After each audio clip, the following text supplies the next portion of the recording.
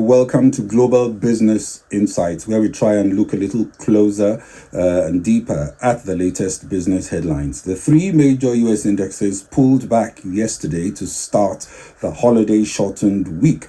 Energy stocks were the exception, driven by higher oil prices as geopolitical worries continued to fuel a volatile but rising risk premium. As we speak, the Brent crude standard is $86.65, down 0.12%.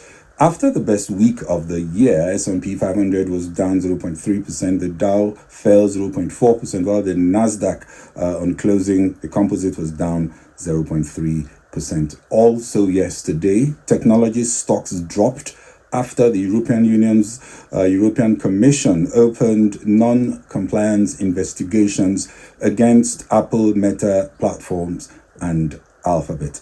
Also yesterday, we gathered that Boeing CEO Dave Calhoun is stepping down at the end of 2024 as shares plummeted due to a quality scandal, including loss of a door plug mid-flight on a 737 MAX jet. The U.S. Federal Aviation Administration capped 737 MAX production at 38 jets a month following the January incident. The new chairman, Steve Mollenkopf, will lead the board's search for a new CEO and a top-level team as other senior executives retire. Global stock indices are looking positive. The U.S. major indices opened, all three, Dow, S&P 500, Nasdaq, in positive territory, and we've also seen the European indices today mostly positive. We just got a decision from the Nigerian Monetary Policy Committee that it has raised the policy rate by 200 basis points to 24.75%. keeping other parameters constant. We'll get more on that shortly. German consumers were slightly more upbeat in March, though the recovery in sentiment remains slow, according to a monthly survey from GfK, also just released this morning. And US new home sales for February yesterday fell by 0.3% from the previous month to a seasonally adjusted annualized rate of 662,000 in February 2024, below market expectations of 675,000. And the Central Bank of Ghana Monetary Policy Committee yesterday kept the benchmark rate at 29% as expected, also adjusting the cash reserve requirements for banks based on their loan-to-deposit ratio. The new requirements range from a 15% cash reserve ratio for lenders with a loan-to-deposit ratio of above 55% to 25% CRR for banks with a ratio of below 40%. The move was to encourage more financial intermediation rather than holding on to T-bills, treasury bills. Still on central banks, the Atlanta Federal Reserve Bank President Raphael Bostic repeated yesterday that he sees the Fed lowering the policy rate once this year, adding that he expects the U.S. economy and inflation to slow gradually. The rise in shadow banking and associated risks and costs was brought to the fore in Nigeria. Shadow banking is when considerable financial activities are done by unregulated institutions or in underregulated conditions. Binance was charged with two of its executives with tax evasion, including one that had escaped custody. The tax authorities also said Binance had helped Nigeria-based users to evade paying taxes. Binance is yet to comment. And SWIFT today announced its plans to launch a new platform to connect central bank digital currencies within the next 2 years. The global bank messaging network SWIFT says it's planning a new platform in the next 1 to 2 years to connect the wave of central bank digital currencies now in development to the existing finance system. The move, which would be one of the most significant yet for the still nascent CBDC ecosystem, given SWIFT's key role in global banking, is likely to be fine-tuned as the first major ones are launched. The idea, according to SWIFT, is that once the interlink solution is scaled up, banks would have one main global connection point able to handle digital asset payments instead of thousands if it were to set up an individual one with every counterparty. Central bank digital currencies are partially answering to the demand for more cost-effective digital solutions, which has helped the rise of cryptocurrencies.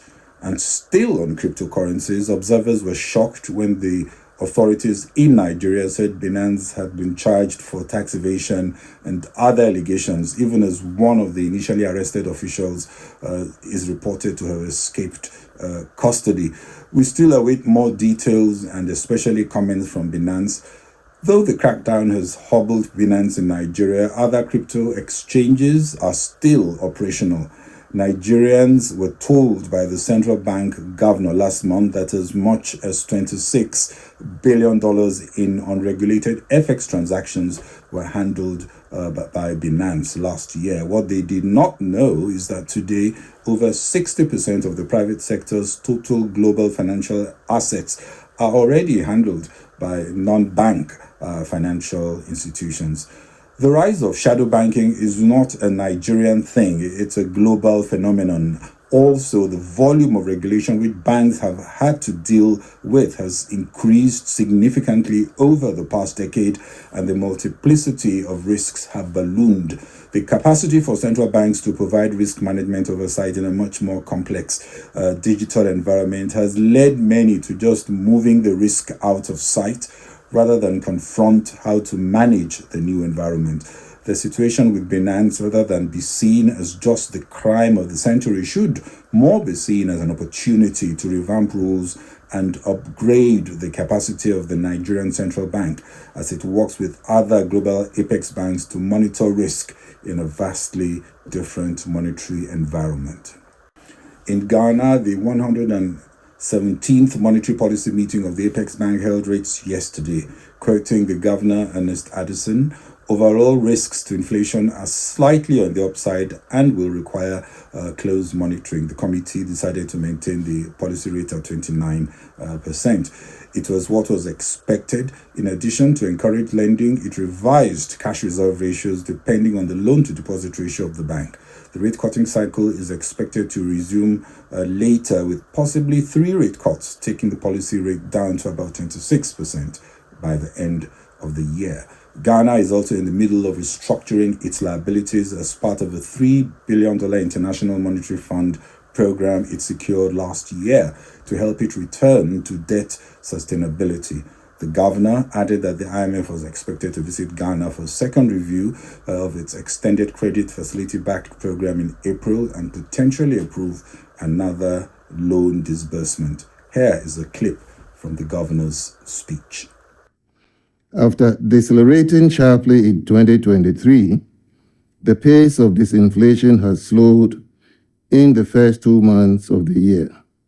Although inflation rose slightly in January 2024 and edged down in February, the latest inflation forecast suggests a slightly elevated profile from the possible upward revision in transport fares, adjustment in utility tariffs, higher ex-pump petroleum prices, and some pass-through of exchange rate depreciation. Overall, risks to inflation are slightly on the upside and will require close monitoring. Given these considerations, the committee decided to maintain the monetary policy rate at 29%. Other policy measures. The committee decided to adjust the cash reserve ratio for banks as follows. Banks with loan-to-deposit ratio above 55% will have to meet a currency cash reserve ratio of 15%. Banks with loan-to-deposit ratios between 40% to 55% will have to meet a cash reserve ratio of 20%. Banks with loan-to-deposit ratios below 40% will be required to hold cash reserve ratios of 25%. These policy measures will become effective in April 2024. Nigeria's Monetary Policy Committee has decided to hike rates by 200 basis points to 24.75%, a more dovish hike than we saw last month as the bank aims to achieve real interest rates and decent growth in a macroeconomically stable environment. The next meeting is scheduled for May 22-23rd. Analysts had expected a wide range between 125 basis points to as much as 400 basis points. I thought it would be slightly less than the previous hike, but still higher than we are used to seeing, given the latest inflation data and expectations that risk to inflation are still to the upside in the near term.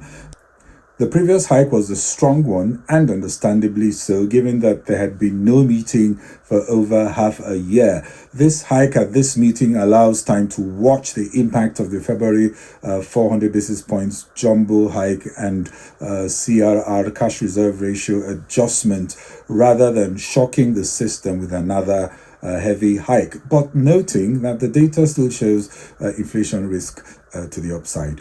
The bank has cause to celebrate that the Naira, since a March 8 low, has posted steady gains of as much as 13%, even as we see the gap between the Naira's value on the official and unofficial markets narrowing significantly, as the bank also announced that it had cleared all outstanding foreign exchange obligations and sold dollars to registered BDCs, as bureau de change, at the rate of 1,251 naira to the dollar.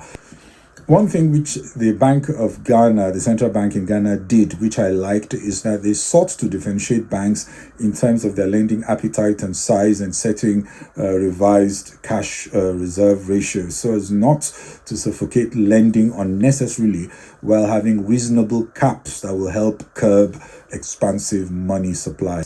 Also, borrowing from Western central banks, it does help to communicate medium and long-term projections and future key parameters and decisions from the Monetary Policy Committee to help investors navigate future thinking and position themselves.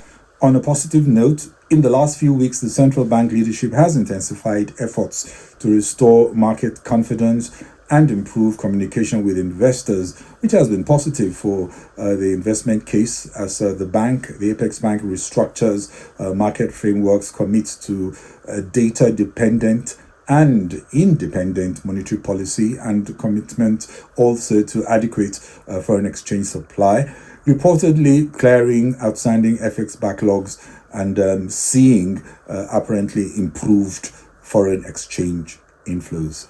Looking at the major indices, Nikkei 225 is down 0.04%. The Hong Kong Hang Seng up 0.88%, while the Shanghai Composite, that's the Chinese index, also up 0.17%. Shenzhen Composite is up 0.28%. The South Korean index, the Kospi, is also up 0.71%. Well, that's it from me on Global Business Insights. This is Bode Oshosami. Please share, kindly follow on Facebook and LinkedIn, subscribe on YouTube and X. Thank you very much for watching and following.